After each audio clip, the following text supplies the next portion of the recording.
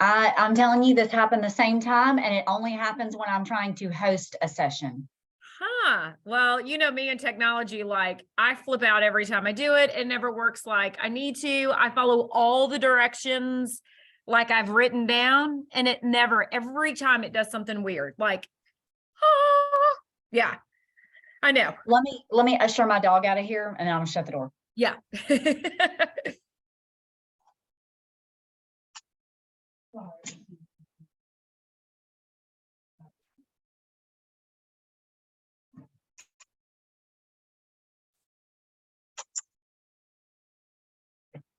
Okay. Oh, how have you been doing? Crazy. Yeah. Crazy. I know. Tell me about it. Oh, and you haven't even had spring break yet. God bless. Well, and when we come back from spring break, our seniors are done that week. That's crazy. We come back on the 24th, and their last day is the 26th. So their last day is April 26th. What? Their last day of instruction. Yeah. Still, it should be after AP exams at least. Nope. That would make too much sense. Well, exactly. Golly, that's crazy. Yeah, I'd rather. I mean, I feel like ours is forever because we have no break until, last week. And it's like, oh my God, January, February, March are so long. But then when we come back, it's like a month and then the test, and we're done. So I'm ready. This group has not been overly exciting for me. I'm ready to be done. I'm glad it's not just me. Yeah. Apathy has been the big problem. Yeah. For me. Yes. Oh, totally. That and, oops, sorry. I did not mean to close that. Sorry. I closed it on my you're fine. Okay. That and they're just blah. They're just blah. I don't know if it was COVID or I don't know, but they're so boring. They don't engage. Like, I don't know. I have a slew of abilities this year. So I'm totally terrified about my scores, like they are what they are, but yeah, I'm ready to be done. Well, and see, with me being a program teacher too, they set a score goal. And I mean, I met my score goal last year. I exceeded it. This year, toss up. Yeah. Well, and there's nothing you can do. I mean, that's the thing is like, there's only so much you can do to get, the number of kids you have increase and the number of kids passing. I mean, especially when your scores are already good. It's like, how am I going to, like it'd be different if you were making like in the 50s or 60s, like percent of people passing. But when you're as high as you are, like. No, I'm typically in the 60s. I thought you were a lot higher. Well, you've got, your group too. I forget. I'm thinking Jenny. Jenny. Yeah. And do your kids have to take it or do they have the option? Technically they have the option, but they get additional GPA weighting for taking the exam. So so they're going to take it no matter what, because they want that weighting, even when they don't need to take it. Yeah. See, that's the same as mine. Like they basically have to take it. So, I got all sorts of crazy. I've got 3 ELL kids this year in AP psychology, 3. And they don't get extended time. We applied for extended time. They don't give it to ELL. They'll give it to every 504 under the sun, but they won't give it to my ELL kids. No extended time. Yep. I don't know. I know. I know everybody has, their challenges. So yes, but I know. I get you. Sometimes, and I had this conversation, with our lead guidance counselor, like, I know we have open enrollment, but I shouldn't have any 10th graders in my class who've never had an AP course and aren't taking any other ones. They're not prepared. Right. And then I'm the one having to, I have kids failing right now. Yes. So I'm having to call their parents and it's like, the reality is they never should have been in the class in the first place. Exactly. That is always my hugest thing. And especially being the elective, the AP elective, when, counselors want them to take something AP, this is what they put them in. And, that's fine, but don't set them up for failure. That's what tortures me. I'm like, they can work as hard as they want to, but it's just not going to happen when you don't have the reading skills, like just because I want to be a brain doctor doesn't mean I'm going to be a brain doctor, like. I have kids who, just aren't turning the work in. Yeah. They're, we've never normalized our attendance policy since COVID. Yeah. So I have some kids who are routinely, and see, we're on an alternating day schedule. Oh, so there's some weeks wow. I only see, I know, I hate it. It's the worst schedule I've ever dealt with. Yeah. But I have some weeks where I'll see my kids 2 times that week. No. And they miss one of those days. Yeah. How do you do that with AP on top of it? Like, there's no way. There's no way that you're going to be successful unless you just have the 5 most highly motivated kids in the school. I mean, and see, I will say, I do have, I do also have those kids that it's like, yes. Those are my kids that are going to score. But with us going to this alternating day schedule, it's giving the opportunity to take more classes. I have some kids literally who are enrolled in 7 AP courses. That's nuts. That should not be allowed. So they're wigging out and they're overwhelmed. Yes. So, that worries me. Like my kid that I probably could have counted on a 4 or maybe a 5 from, are they going to perform, or are they going to be so burned out? Exactly. And the only good thing is that our exam's at the beginning, but yeah, that's too much. They should not be allowed to do that. That is, and see, that was touted as one of the benefits of going to this schedule is now kids can take more AP courses, and we're like, they don't need to. Exactly. Like, oh my gosh, have you been in those shoes of doing even 3 APs or 4 APs? 7? No. So you have people making policy and this is really problematic in our district. Yeah. You have people making policy decisions that, number 1, spent 2 years in the classroom. Yep, exactly. And number 2, don't teach and are so far removed from it. That they think, oh, well, this sounds good, and have nothing to actually support it. Exactly. Or they're so worried about statistics, how it looks at their school, that they've got 23,000 kids taking all these APs, that they're not worried about the kids' well-being, Oh, bless. Well, we're almost there. Where are you doing Palooza? I know. Where are you at for Palooza? Alberta, which is in the middle of nowhere. It is rural Baldwin County. Yeah. Are there enough people signed up? I mean, obviously, I got an email. I was in Demopolis, same kind of thing. Like, and then Rhonda emailed me and said, hey, we are not going to have enough kids. It's their prom weekend. And I was like, well, crap. I kind of was looking forward to it because I was like, it's good money and I don't mind doing it, But then again, I was like, well, I don't have to drive to Demopolis, and spend the night in the middle of nowhere. And, so mine didn't make. Yeah. So I'm like, well, I'm wondering about mine. I mean, obviously I have, but Alberta from where I'm at, that's 62 miles. And because it's such a rural area, it's an hour and a half drive easily. Yeah. And I mean, I know they offer to reimburse for a bus, but most of my kids are like, I don't want to get on a bus. No, that's a long way for kids also. I mean, a little bit of a long way, I think, for kids to drive. So I don't know what my numbers are going to look like for my own kids. Yes. I think it'll be hit or miss. I'm hoping numbers are going to be good from the other surrounding schools. But I mean, that's one of the drawbacks to being in the southern part of the state is there's so few schools. Right. It was either Alberta or Orange Beach. Yeah. And this is the Saturday at the tail end of our spring break. Oh, yeah. So nobody, I'll be surprised if that makes, because who's going to go at the end of spring break and go to a study session, Well, I mean, like I said, the only saving grace is spring break for Mobile, but Baldwin County had their spring break last week. Okay. So they'll be available to do it. Yeah. And anybody else that's kind of around, because most people had it, last week. So, well, maybe yours will make. Mine didn't. And I was like, oh, I really was looking forward to a little bit of that money, but oh well.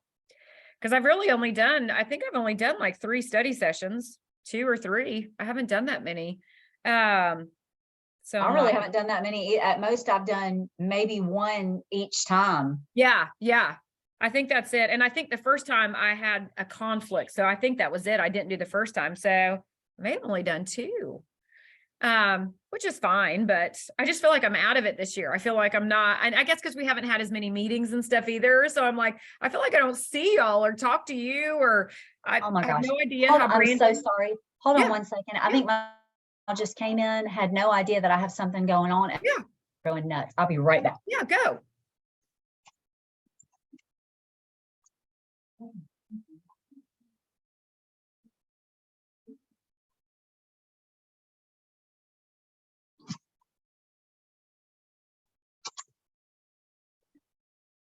Okay, maybe that'll be the last time. Lord have mercy. I know. I just stayed at school. I was like, I'm here. I'll just stay. And my internet at home, is always spotty. So I'm like, eh. Well, mine normally isn't, but like as I was trying to log in with you, mine went out. Yeah. And when I did a Zoom meeting with Rebecca a couple of weeks ago, it was the same thing. Like I'm in mid-sentence and then I noticed that the screen has frozen. So I don't know what's going on with ours. I'm literally like in the adjacent room to where the router is. Yeah. And my husband was like, you might need to move in here. I said, I can't do a session from the living room. Right. Yeah, exactly. You're like, oh, that's awkward. Yeah, exactly. Well, that's mine. It's just, typically it works, but there were a few times when like we were just training and doing meetings that like it got delayed or like the volume kept going in and out. So I was like, oh gosh, I'll just stay at school when I do it just to be sure as much as I can. So yeah. If it goes out, I'm just going to be sitting here waiting for you because I have no idea what to do. How to do it from my end. I am going to go ahead and put in the chat box. Okay. You want me to start letting them in the waiting room? Yeah, that's fine. Okay.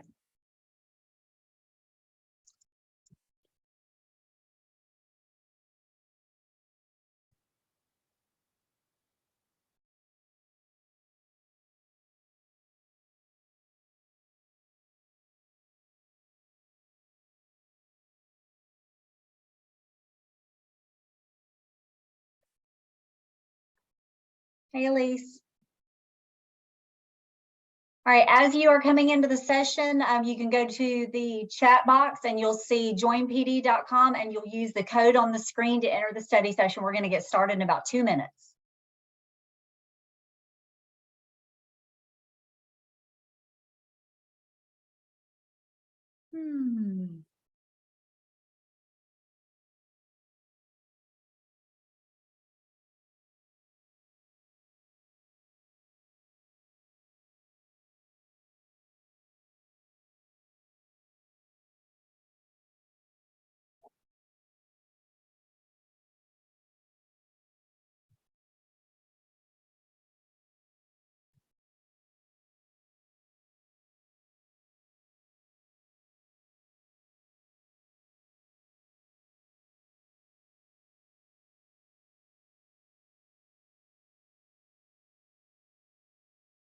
Guys, make sure you're going to joinpd.com and entering the code on the screen. We've only got 5 students who've joined so far.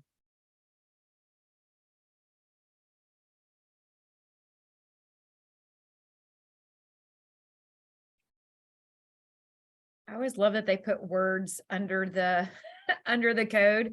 Purple avocados gladly bother orange jacks.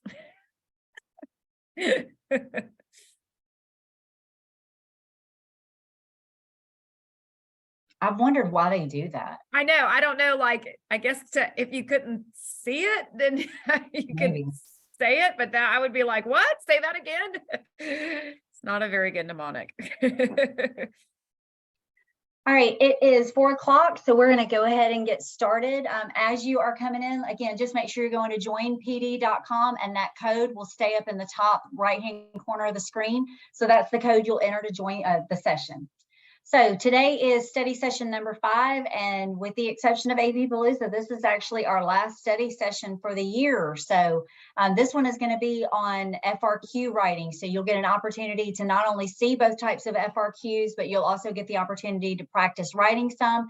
And Ms. Mormon and I, who is my lovely co-host, we will give you feedback. Okay, so I am Danielle Seymour. I teach at Baker High School in Mobile, Alabama. And my co-host this afternoon is Ms. Christy Mormon, and she teaches at Homewood High School. So we're happy to have you with us, and we're going to go ahead and get started. So which statement best describes you at the moment? You just want to drag the icon to, and remember, since this is about your ability to write FRQs, it's not specific to any content. So put that icon where you really feel it best describes you.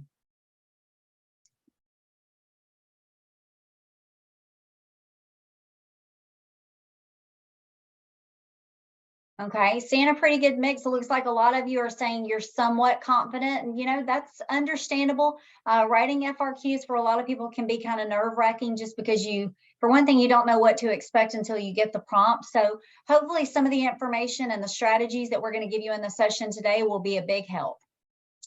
All right, so, okay.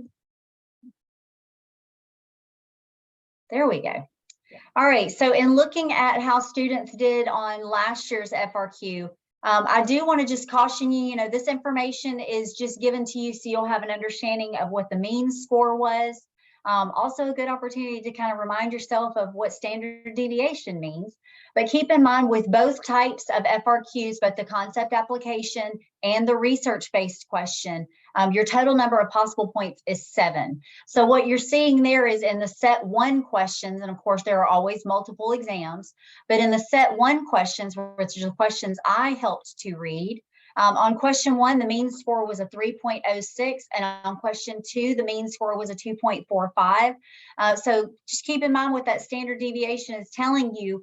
The key thing to keep in mind with FRQs always is you want to just try to beat the mean. So for question 1, for example, last year on set 1, you're looking at a 3.06. Maybe your goal is to get 4 out of those 7 points, and that's a really realistic goal. So just keep that in mind. You don't necessarily have to be perfect. You don't necessarily have to score all the points. All right, so what does the College Board say about improving on FRQ writing? For one thing, some students are kind of intimidated and worried that 50 minutes is not going to be enough to write both FRQs. But I will tell you, and I've seen this in personal experience, finishing rates are very high for the FRQ section. There is usually more than enough time to both kind of plan out your response and to write it, but it's also a good idea to practice. So this will give you an opportunity to do that today, because you do need to kind of pace yourself just like you will with the multiple choice. You're on a time constraint, so it's important for you to keep that in mind. And when you're practicing, your teacher may also give you different types of prompts similar to the ones you're going to see today. So the best way to do better on the FRQ section is to actually practice writing them. Read problems carefully and answer the question that's being asked. Obviously, that's a good rule of thumb with any question or with any test.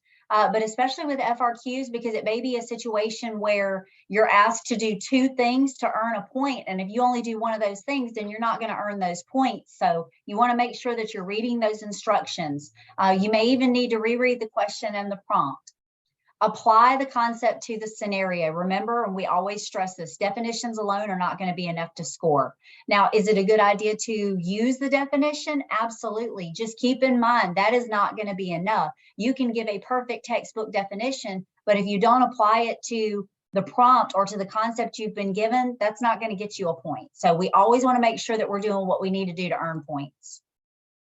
Some other tips: please don't rewrite the question. You do not need to restate any part of the prompt. Again, you're working under time constraints, so we don't want to do anything that's going to waste time. We want to maximize our efficiency and only use time for things that will actually earn you points. Write in simple, concise sentences. I know this is sort of a contradiction for some of you who might be enrolled in other courses, particularly like AP Language, AP Lit, maybe even APUSH, in which you have to really craft an essay with a thoughtful introduction and conclusion. You do not have to do that here, and frankly, there's no reason to waste time doing it. So the simpler the sentence, the better. Make your point, move on. Be careful not to contradict yourself, because you will lose a point for doing this. This is not seen too commonly, but just keep in mind, there are ways to do it. So look at these examples to kind of get an idea of how you could potentially contradict yourself. You could say something like, positive reinforcement increases behavior by rewarding it and decreases a behavior by rewarding it. This is one of those examples where you really can't have it both ways. Positive reinforcement doesn't do both of those things. So you can't just kind of throw everything against the wall and see what sticks. That's not going to earn the point. Proactive interference is when recently learned information interferes with recall of older information and newer information. Again, it can't be both of those things. So just make sure that you're not just trying to throw everything out there, because in doing so, you might end up contradicting yourself and you don't want to lose that point. All right, so the FRQ section of the exam, and you've probably already gone over this information with your teacher, but keep in mind the FRQ portion of the exam is 1/3 of your total exam score. So it's 33 1/3%. You will have 50 minutes to write both questions. Question 1 will always be a concept application question. Question 2 will always be a research design question. And again, even though the questions look different, they're both going to be worth 7 points. All right, some general rules for writing FRQs. And honestly, if you've been in another study session at any point during this year, then you've already seen some of these. So we're going to go through these rather quickly because we want to make sure that you have plenty of time to actually do the writing. So answers must be cogent enough for the student's meaning to come through. Spelling and grammatical mistakes do not reduce the student's score, but spelling must be close enough so that the reader is convinced of the word. In other words, if your sentence is a little sloppy in terms of its construction or your spelling is a little off, as long as the reader can clearly determine what you intended, you don't have any reason to worry. Again, this is not an AP English exam, so nobody's really going to be paying attention to whether you put a comma in the right place. I will caution you though with the spelling. If you are, for example, this is what I say to my students, if you're trying to write the word conscious and you write conscience instead, that's going to be a problem because those are completely different terms. So even if your intention was conscious, you can't leave it up to the reader to draw that conclusion, okay? So that's just one example of where spelling needs to be close enough and you need to make sure there's no chance you're confusing. Number 2, a student can earn points only if the student clearly conveys what part of the question is being answered. This is especially important if you choose to go out of order with the question. If you're doing that, make sure you're always using the term or the concept that you were given. You might even choose to number it or letter it according to the way it is in the prompt, even if you're doing it out of order, because your reader, again, can't necessarily draw the conclusion that if you went out of order, you intended to answer part B instead of part D. That's too much to ask of any reader. So you want to make sure you're being as clear with that as possible. The response must apply the concept to the prompt. Again, a definition alone will not earn the point. We've already reiterated that. You can see that arrow says how important that is. Just again, keep in mind that you're doing what you're being asked. A concept application prompt, the question 1 is. So that's literally what you're doing. You're applying that concept to the prompt. Keep in mind when we go over the scoring guidelines, and we'll have time to do that for each of the questions, you're going to be given some examples of things that would score and wouldn't score, but please understand those are not meant to be exhaustive. In other words, you may write something that looks nothing like those examples and still score the point. Those are just meant to provide exemplars. Number 5, within a bulleted question part, a student will not be penalized for misinformation directly contradicts correct information. So if a response applies a concept in 2 contradictory ways, here's another example: identifying both the measured variables as the independent or describing proactive interference as interference from both older and newer information. In both of those examples, you are contradicting yourself, so the point would not be earned. Last but not least, within a bulleted question part, if the response addresses details from a scenario other than the one, the point is not earned. You may provide a flawless example. If it's not the one from the prompt, it's not going to earn the point. I actually saw this a couple of times last year, and I have to say it's the hardest thing in the world because the student knows it. They gave a grade. Again, that's not what you're being asked to do. You're being asked to apply it to the prompt. So please make sure that you are doing so.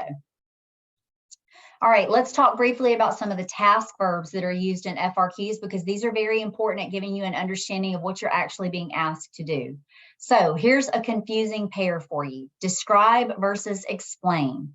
What is the difference between those 2 tasks? Take a couple of minutes and respond.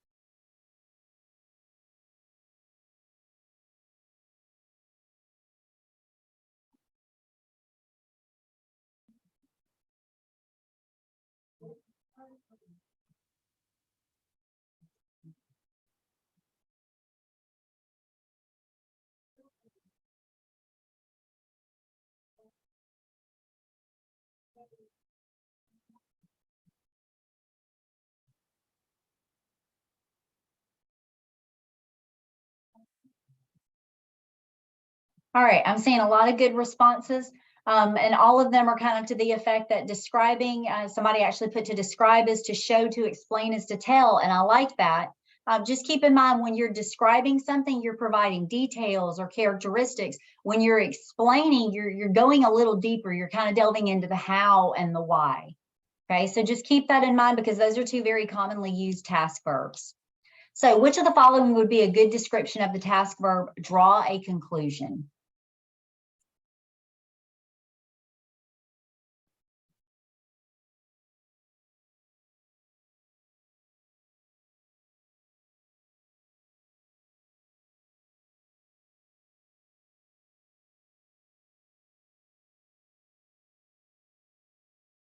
All right, great. Looks like a lot of you went directly to the correct answer, which is letter A. Use available information to formulate an accurate statement that demonstrates understanding based on evidence. And when you're drawing a conclusion, essentially what you're doing, you're elaborating a new understanding, and it's always going to be based on evidence. All right, guys. Let's look at some other task verbs that are used in FRQ. So we have talked about describe and explain, but you may potentially be asked to construct or draw, and that might come in the context of question 2, the research design question, where you might be asked to create a graph that illustrates or explains relationships or phenomena, and labels may or may not be required. It'll depend on the question. Define, provide a specific meaning for a word or concept. Again, we've already talked about describing, giving those relevant characteristics or details. We talked about drawing a conclusion. We talked about explaining. The last one is one I always like to really emphasize with my students: identify or state. This is one of the simplest task verbs you can be given. And I say that because if you are given a task verb like identify, you are literally just being asked to name it or indicate something. You don't need to elaborate. You don't need to go any further in explanation. Name it and then move on. Okay. Again, we don't want to waste time writing information that's not necessary. All right, so we're about to try our hand at our very first FRQ today, and this one is a concept application. So you'll have 25 minutes to answer this question. Again, don't just list facts, you need to present a cogent argument. So for each of these pairs, and you can see there are 7, use an example to show how the first term in each pair affects or is related to the second term. And again, remember, definitions alone are not going to be enough to score. All right, I'm going to mute myself. And I am starting the clock right now. So it is 4:14. Let's plan to be finished with this response at 4:39 to give us plenty of time to go over it and review those scoring guidelines.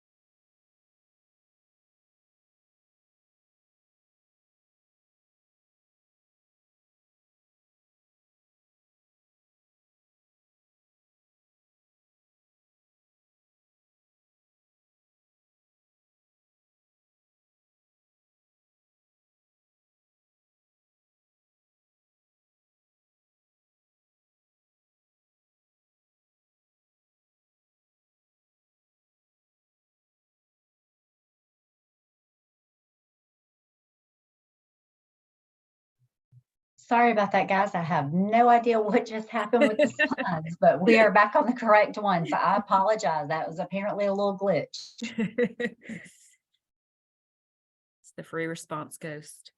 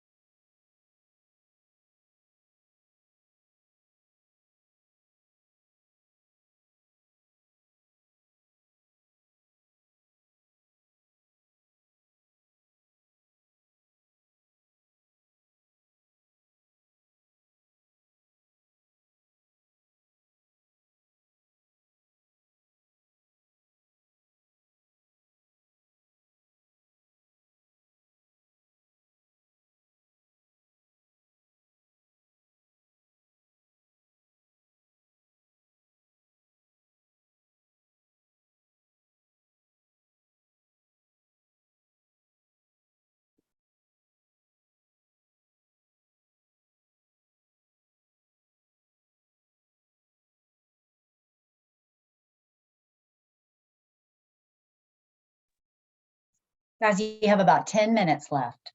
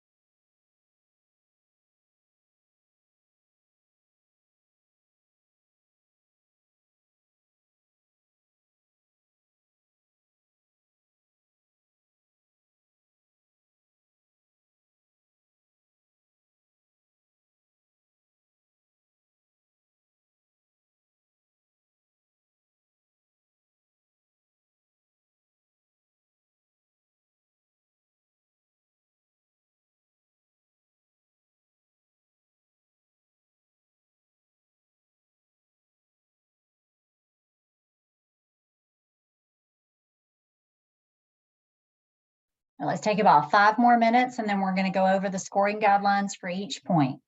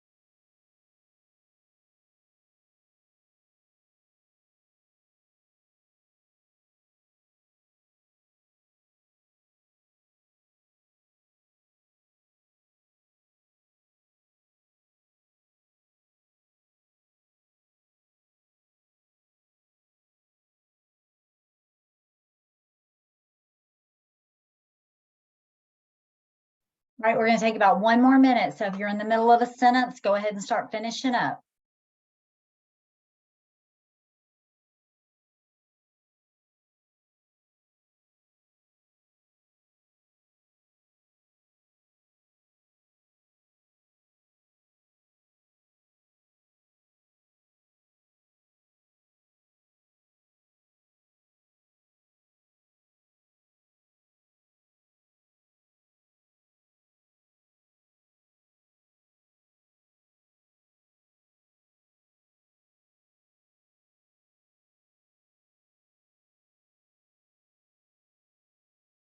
All right, let's go ahead and start looking at the scoring guidelines for each question. Again, I apologize for the little technical difficulties we were having. It seemed like Pear Deck kind of had a mind of its own there for a moment.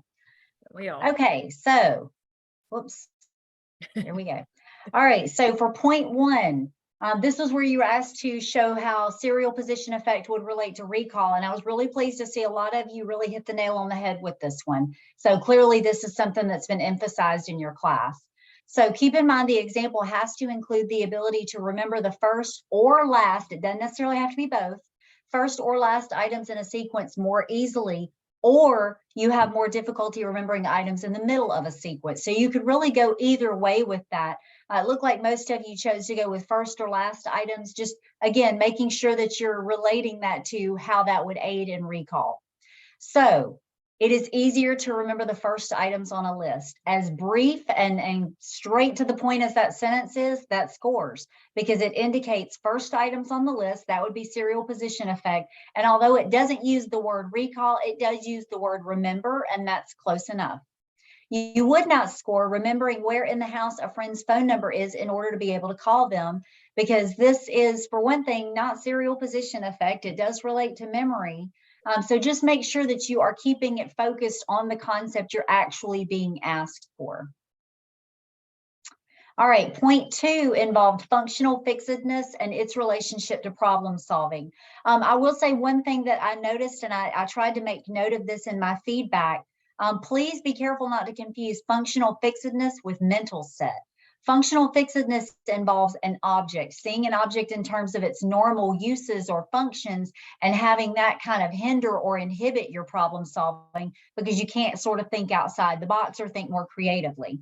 So you had to include an example of how failing to find a novel, unintended use for a specified object either prevented or inhibited finding a solution, or how overcoming that functional fixedness on the original use of the specified object facilitated solving a particular problem. So you could have gone, again, either way, because either way, you're still demonstrating a relationship between functional fixedness and problem solving.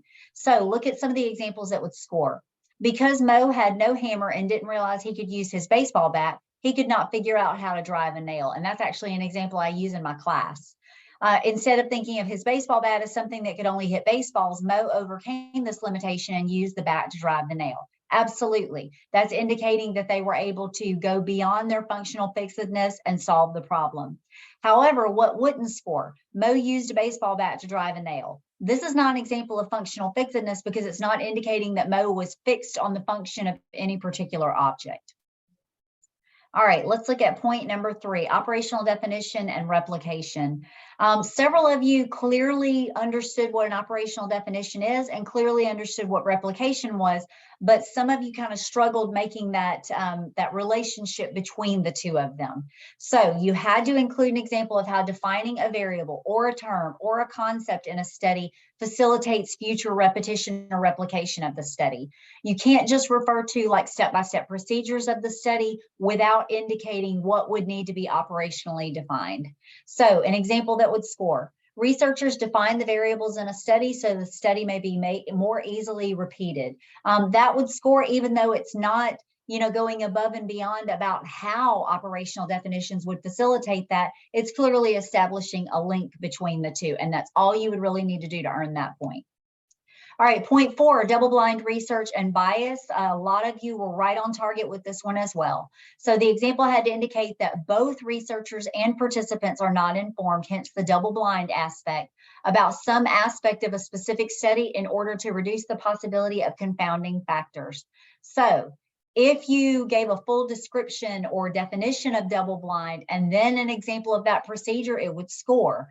You didn't necessarily have to spell this out directly, but you do have to provide minimum content to make it clear that you understand how those two things relate to each other.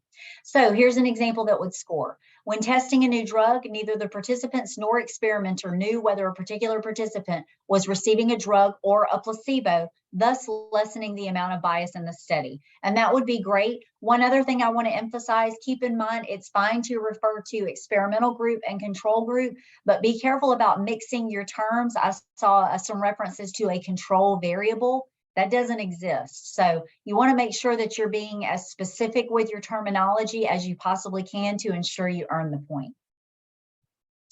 All right, point 5, operant conditioning and superstition. This was it seemed like kind of a hit or miss. It seemed like many of you understood what operant conditioning was, but kind of struggled showing its relationship to superstition. So you had to show some kind of consequences that would either alter or maintain a behavior that would not actually be tied to the consequences. So you could also have described how some specific operant procedures like reinforcement, extinction, or punishment might potentially eliminate a specific superstitious behavior, but the behavior had to be specified and had to clearly be a superstitious behavior. So for example, a score. A person wears a green shirt and scores well on an exam, and so now wears the green shirt to every exam.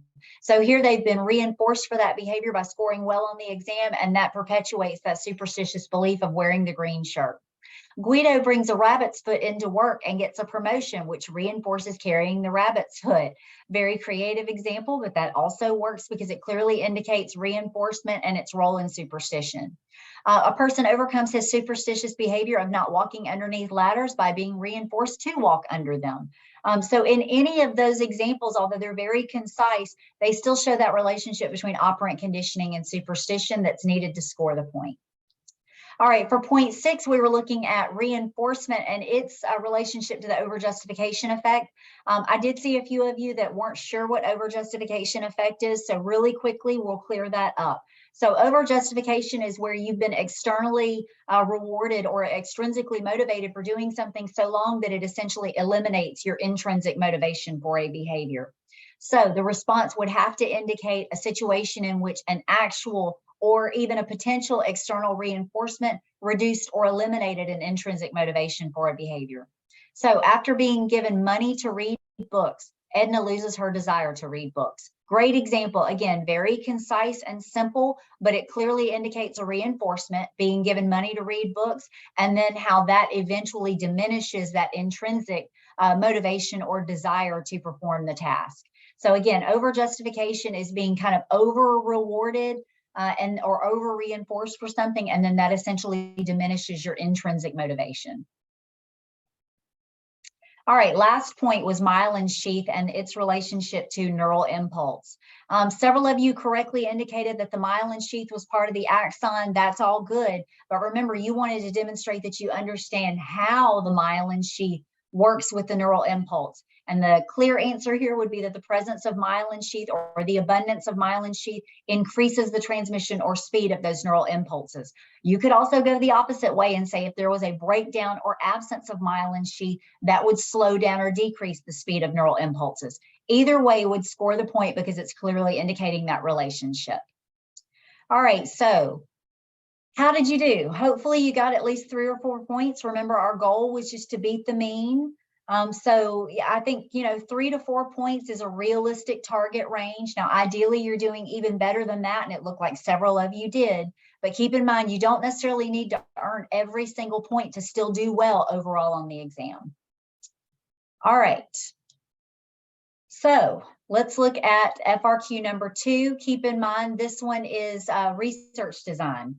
So I want you to take a few minutes, read over this one, and keep in mind, this also has multiple parts to it. It's still a 7-point question, but make sure you're reading each part and responding in order. If you go out of order, make sure that you're as specific as possible in indicating that.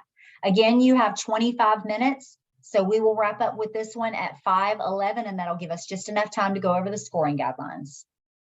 Also, reminder, Miss Seymour, that Part C, they won't be able to do on the pair deck. They can draw that on their own, or just think about how they would do it. Thank you for bringing that up, Ms. Mormon. I didn't even think about that. Yes, absolutely. For part C, if you want to just indicate that on a scratch piece of paper, we'll look at an example when we go over the scoring guidelines so you can still check your work.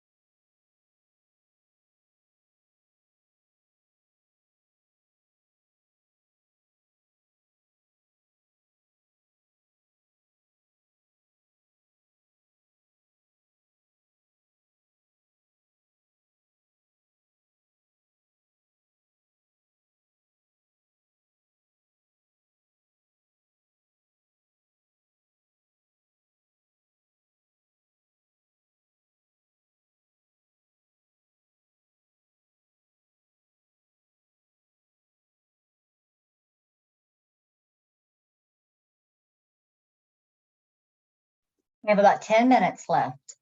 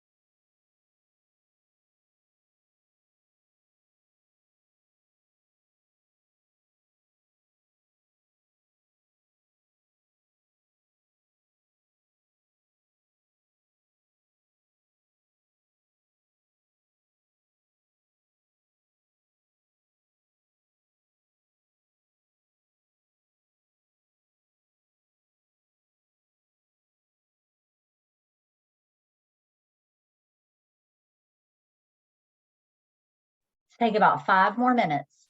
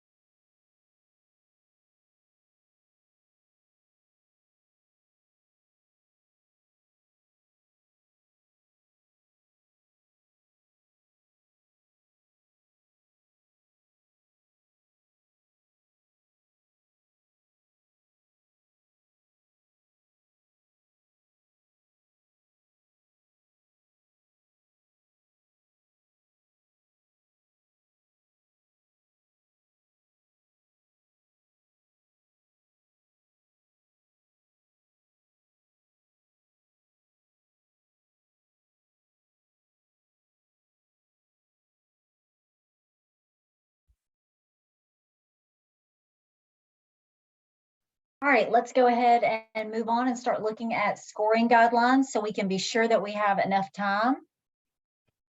So looking at points 1 and 2, point 1 asked about confirmation bias, and a lot of you were right on target with this. So your response had to indicate that people might easily accept the conclusion because a lot of people already believe that sugar causes hyperactivity. So that'd just be confirming what they already thought in the first place. Point number 2 for availability heuristic. Some of you kind of struggled with this one. This was a tricky one, but the response had to illustrate that in an example about sugar causing hyperactivity had to be readily available in their memory or had to easily come to mind, because that would also lead to them accepting the conclusion of the study. So reference to the availability of information alone would not be enough. It would have to be about the immediacy or how quickly you would recall it. All right, point 3 and 4, misunderstanding of correlational studies. A lot of you correctly indicated that, you know, if you don't understand that correlation doesn't imply causation, then you wouldn't understand that that's not a logical conclusion to draw. So it looked like most of you, again, were right on target with that one. So great job. All right, for point 4, this shifted to part B. You were asked if this were an experimental study to state a possible hypothesis. One quick note I want to make about that, I saw a couple of people who phrased the hypothesis as a question. Just keep in mind, a hypothesis is like an educated guess, so it's always going to be framed as a statement. So the hypothesis would just have to indicate a statement of some kind of causal relationship between sugar and hyperactivity, with sugar being the cause or the independent variable and the hyperactivity being the dependent variable.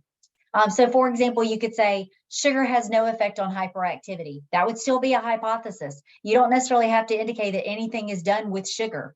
However, you could not score any references to hyperactivity causing sugar consumption, because that would be taking the opposite approach. All right, points 5 and 6.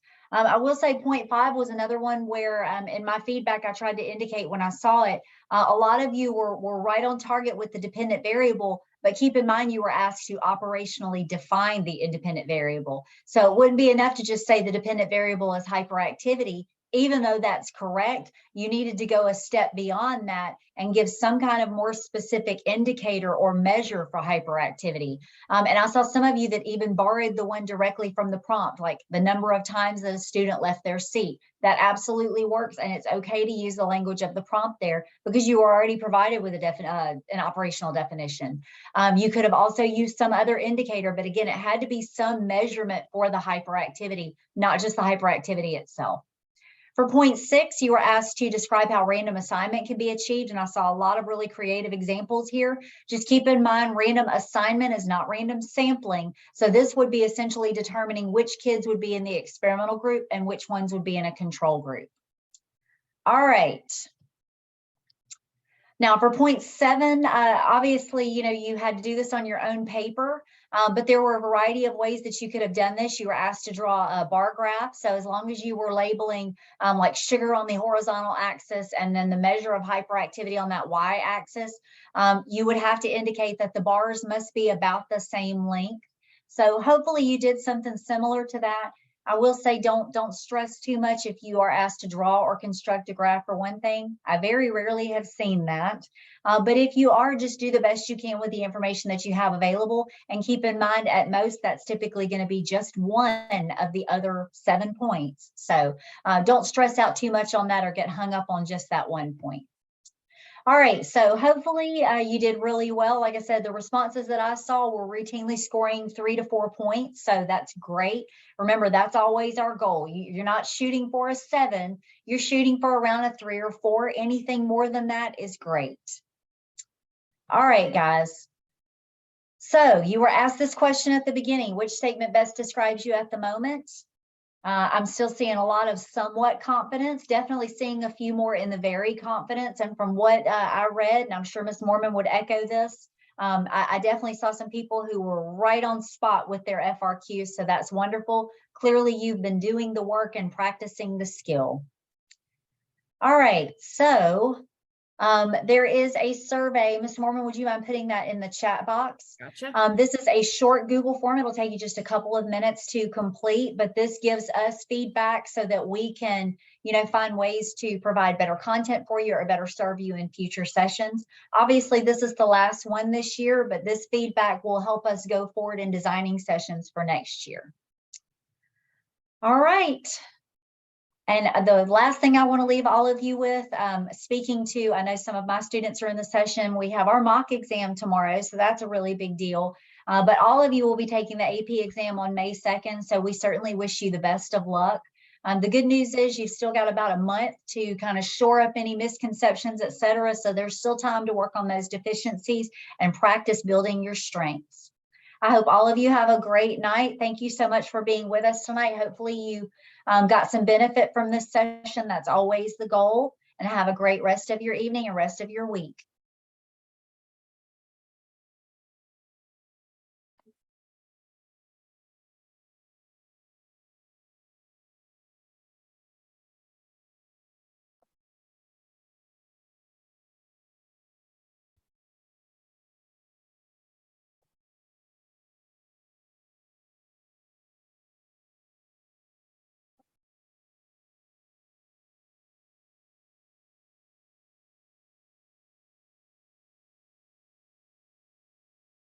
Elise, you'll be at the mock next week, right? Can you hear me? You're on mute, Elise. You're muted. I don't know if she can. I see Trisha too. I know she'll be there. Yeah. Can't hear you. The wonders of Zoom, I'm telling you. I know. But yes, she will be there next week. I got it. Bye. They got off fast, all those little kiddos today. They were like, see ya. Their poor little brains were probably just overtaxed. After school, I know. And I forgot that second one is huge. It's like, holy. Well, and I had even looked at them in advance and I totally spaced on that part C. So I know. Thank you for reminding me. Well, no, I just remembered it because I was reading through and I had a note because I follow along, like I print it out also. And so I make notes that I can remember because I forget, like, especially when you're presenting, like, I don't remember everything. I have to make notes or I will totally woo. So, yeah, that's the free response one. Boy, that's a doozy. Well, and that's, to me, I look at that one. Obviously you saw that was really an 8-point question. Yeah. I really hate that one because since I've been reading, I started reading in 2018, I've never seen one where they were asked to draw a graph. So I almost don't even like still including that one. Yes, it takes too long to grade. That's why I told my kids, I said, the chances of you having to draw anything are slim to none, because when they have 300,000 of these to grade, graphs are, yes, it should be easy like that, but still well, and coming up with a common way of scoring that. Oh my gosh. I'm glad I never had to deal with one of those. I'm not sure even on some of the examples, I don't know. I'm like, that seems really they're saying one thing, but then the example kind of, I don't know. On some of them, I'm like, I just don't feel like it's specific enough, or I don't know. I'm like, if that's all they're looking for and it scores, that's great. But some of them, I'm like, gosh, I would have added more, or I would have said something differently, But that's just me, because I'm like, really? That's all you're going to score on that sentence, or I don't know. So anyway, that's why I like to hear you, because I know you've graded them. I know you're going to say exactly, what you look for, what they look for and stuff, because I think I overanalyze the free response stuff way too much, and I'm trying to teach my kids, be short, be specific, but give enough. If you're not, it's hard though, because they've been, so many of them have been trained not to do that in other subject areas. So this is a reversal of that. Exactly. I know it's tough. It is. And they're just like, well, how much is not? And I'm like, you've just got to make sure you answer it. I said, and get something down, do all the ones, and then you can always come back and elaborate or add, give yourself a few lines. If you think of something else and you write it in there, that's fine, but get stuff down for those that and then kind of come back and elaborate. But they're so panicked about time, and I tell them the same. I'm like, more than likely you'll be okay on time, unless you're just pondering stuff. Once again, I show them examples, they're like, really, that's all you need? I'm like, yes. So stop writing books. My kids want to write books, and they want to put their own personal examples plus applying it. I'm like, don't give your personal examples. It does not matter. It does nothing. Zero. I will say too, they're such a nightmare at the reading, because it's like, I mean, the kids scoring the point, and obviously that's great. They give 3 times the information they really need. I mean, you got to read every word. Yeah, exactly. Exactly. So when you hit that one on like day 5. Oh God, no. See, I just can't, there's no way. I just, and plus, like I said, I get nervous to like sign up to score, because I'm so like I think I overthink it. I'm like, but yes, no, but like I'm scared, like if I graded them, they'd be like, stop, but I don't know. I did have a kid ask me the other day, we did a practice one, and it was a good point. I was like, I don't know, because I know you can't contradict yourself, but it was something like with the sensory cortex or whatever. And they said, if I were to like really forget and get, let's say, the sensory and motor mixed up, and I'm like, if you do that, I'm going to shoot you in the head. But let's say they did, and they wrote like, my sensory cortex would allow me to feel the air conditioning coming out, or the wind coming out of my air conditioning in the car. And it would allow me to use my hands to turn on the air conditioning and feel the air. Like, are they going to say that I'm contradicting? Because I'm kind of saying that I'm using my hands to turn on the air conditioning as the motor cortex. I said, no, that's where, if you're not sure, then do that. Like, so he said, well, what if that was motor cortex? And I put that, and I was like, I think it would score also, because you're saying you would use your hands to turn on the air conditioning. I said, I think if you slide it in like that, I said, but if you're that worried about sliding things in, good God Almighty, we got bigger problems. But if you slide it in like that, I think you're okay. I think you just cannot come out and straight out contradict yourself, like. Yeah, and one like that would be pretty liberal. So I mean, it's like, I always tell my kids, and I say, I don't say this to give them a false sense of security, but we really are looking for ways for you to score, not to take the point away. Exactly. That's why I tell them, like, just kind of keep on going. Unless you're totally contradicting yourself, just keep on going enough. If you're not sure, after you've done everything, go back and just try to keep on doing something, because they are looking for a way to give you a point. They really are. So I don't know. Once again, I'm ready to be done. I'm on social psych. I'm doing social psych as my last unit, just to kind of end with something fun, because they're all so tired. This is the first year that I've done that last. And I feel like it's probably a good idea, because I feel like it always shows up on the exam a lot. So we're kind of doing that. I'm like, okay, I find myself like going through everything really quick, because I'm like, I just want to be done. I just want to be done. But then the whole review process, because you have to go back through everything. Like, I go back and review every chapter. We do 1 chapter a day. I take 2 weeks and we do 1 chapter a day. I'm doing a shower curtain review for the first time. Oh, what's that? So, where they create, like, they work in groups, and they literally go unit by unit, and they create like a giant cram sheet on like a clear shower curtain liner. I've never done it before. I've wanted to for years. And I finally, this year, I was like, I'm going to bite the bullet. Let's go for it. And they're so excited about it.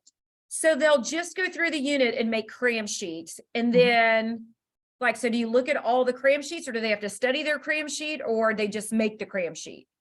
Right. It's a mixture of both. Once they're made, I'm going to hang them up around the classroom. Yeah. And then just go through and talk about it and study it. So how long do you give them, or what do you do? How do you do that? Is it homework and then they bring it in? Like, yeah, we're going to do it in groups. So I'm going to give them probably 2 class days, hopefully not a third, but possibly a third. Yeah. But my suggestion to them, and the reason I'm having to do it as groups, is so they can sort of divide and conquer. So like a group of 3, each one of you take 3 units. Yes. Yes. Oh, I like that. Tell me how that goes, because I'll forget that you told me.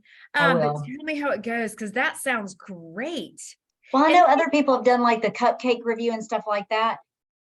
Right now, I can't do that. So I thought this would be something that kind of gets them involved and invested in it, because so many of them are just at that point in the year. It's like, we were doing some review today, and they're just kind of sitting there like wanting me to just feed them the information. It's like, no, that doesn't do you any good. I know. That's my thing. It's like, like I said, mine have their mock tomorrow. So it's like, don't leave anything on the table this should be a kind of indication to you of where you're at with different units. Right. And it do also, like that's the a item good analysis. Yeah. Well, and that's a good thing to do with the mock, because then you can say, hey, look, you're rocking unit 3, but you're sucking unit 5. So don't spend so much time reviewing 3. Let's, look at 5.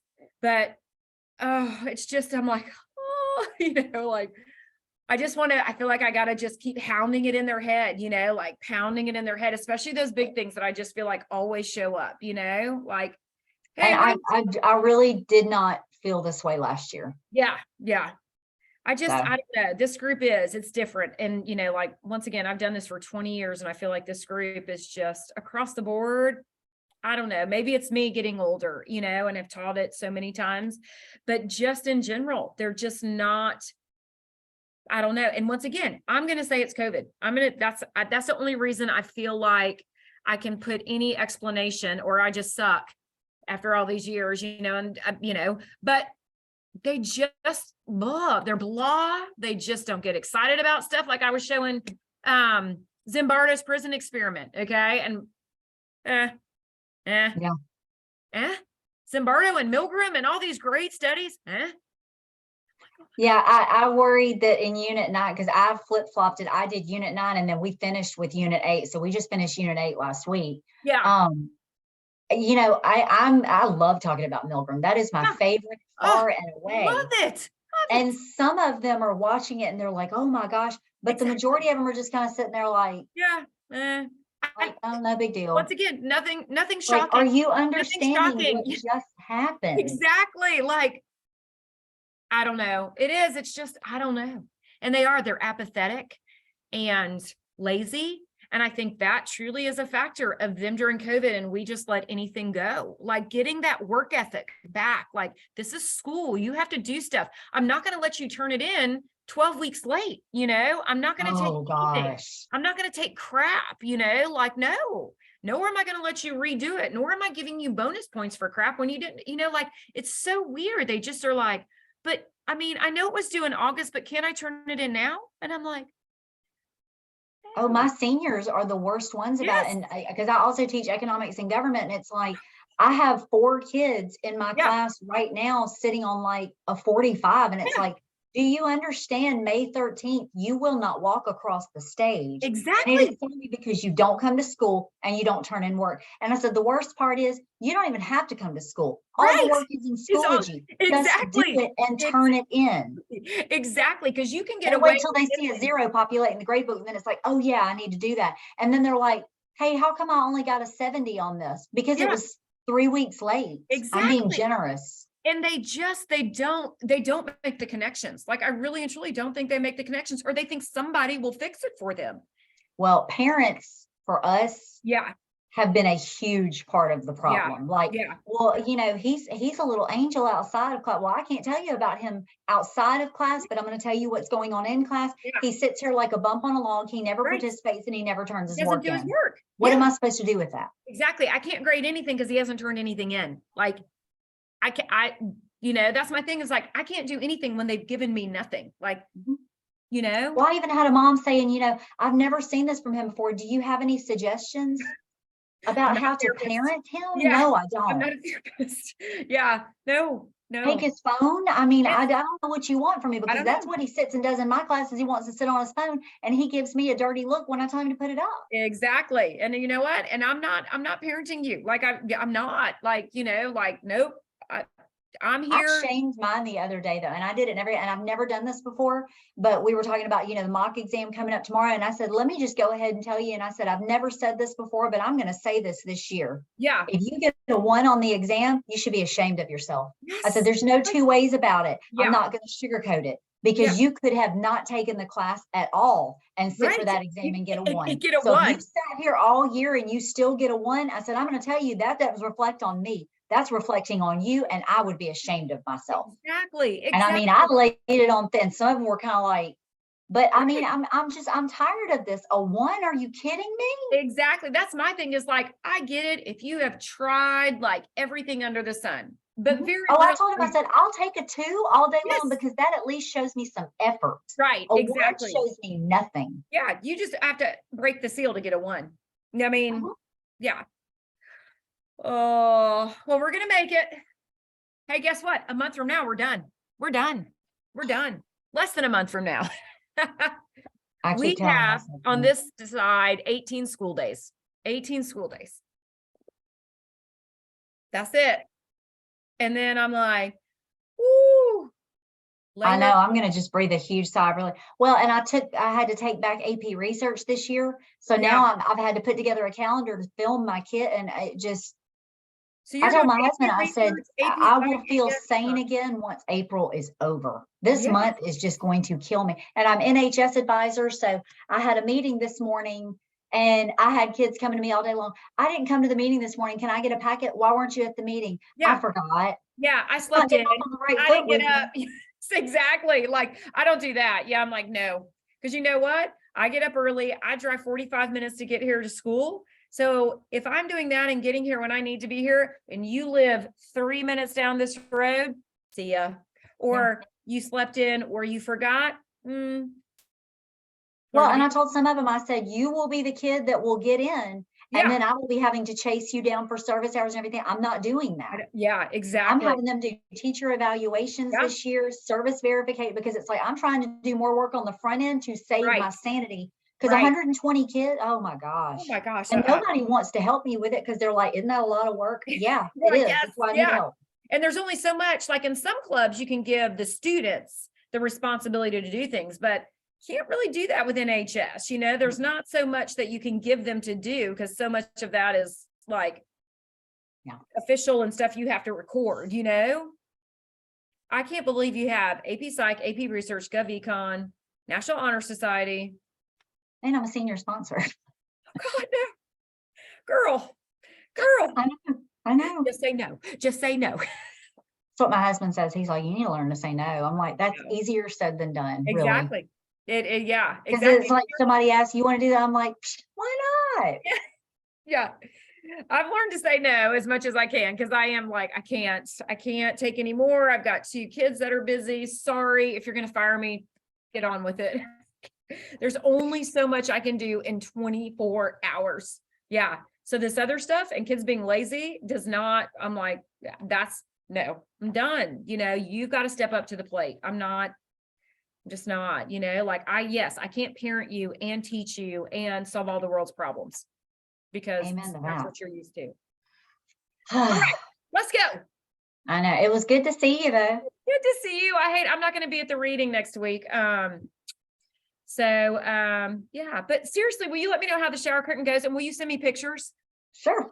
I totally want to see that. That's such a good idea. Cross your fingers for me. I'm hoping it goes well. I don't know what to expect, but hey, I got to get outside my comfort zone a little bit. So I know. Good for you.